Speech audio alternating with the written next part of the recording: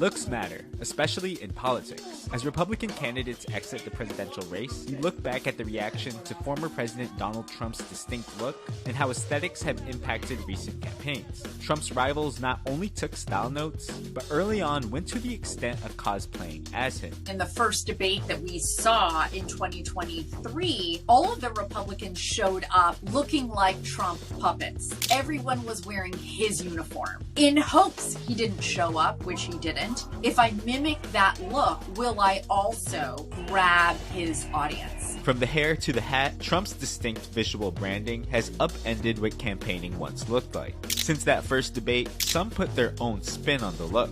But was that enough to appeal to Trump's base? And which of his style tactics can be used against him? Lauren Rothman is a Washington, D.C. based political and corporate stylist. With voters bombarded by news 24/7, she says standing out in the headlines is vital in winning an election. And the best way to be seen is often through what you wear. It is going to be an image that comes in over and over again through social, on your phone, on your iPad, on your computer, in so many different streams. Politicians are paying more attention now to the power of that non-verbal communication cue. A popular visual cue is slapping your name onto your clothes. With a wealth of newcomers and the growing need to put faces to names, turning oneself into a walking billboard has become a new norm in presidential races. It's interesting when we see politicians announcing their name. It's a way of quietly screaming, "Do you know who I am?" Nikki Haley and Chris Christie, who since dropped out of the race, do have the name recognition and chose instead to have voters be the ones to parade their names. Nikki Haley and Chris Christie are representative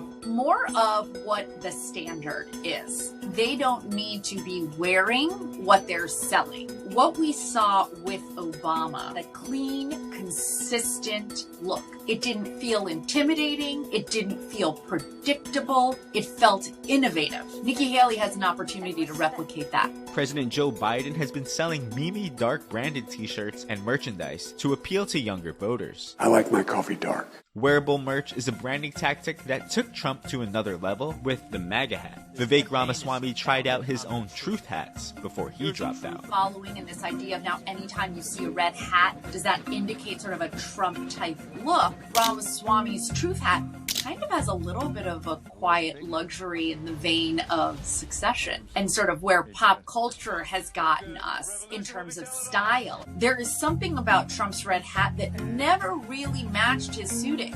He often was overdressed for that hat, but he was one of the people when he wore it because it had been handed out to everyone in the audience who was dressed casually. Dressing up like your constituency is a standard move, but it's tricky to do effectively. They're not all dressy situations on stage. We've been in campaigning mode, so we're seeing a little bit more variety in terms of dressing down. When we think about some of these iconic style pieces that we use, and I like to call them icebreakers because they're a way that you can start to communicate with your neighbors, your friends. One of those might be, hey, you see somebody wearing a pair of aviators. Are those the same ones Biden wears? This water cooler talk with folks in a way where politics doesn't feel like a scary topic to talk about. Folks that I'm working with are really more invested now in getting feedback about how they show up. 10, 20 years ago was much more elitist. I'm in politics, I'm smart, how I look doesn't matter.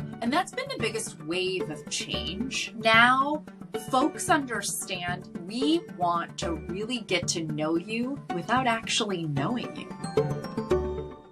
Investing in your style when you work in politics, it is the difference between being ridiculed and being remembered.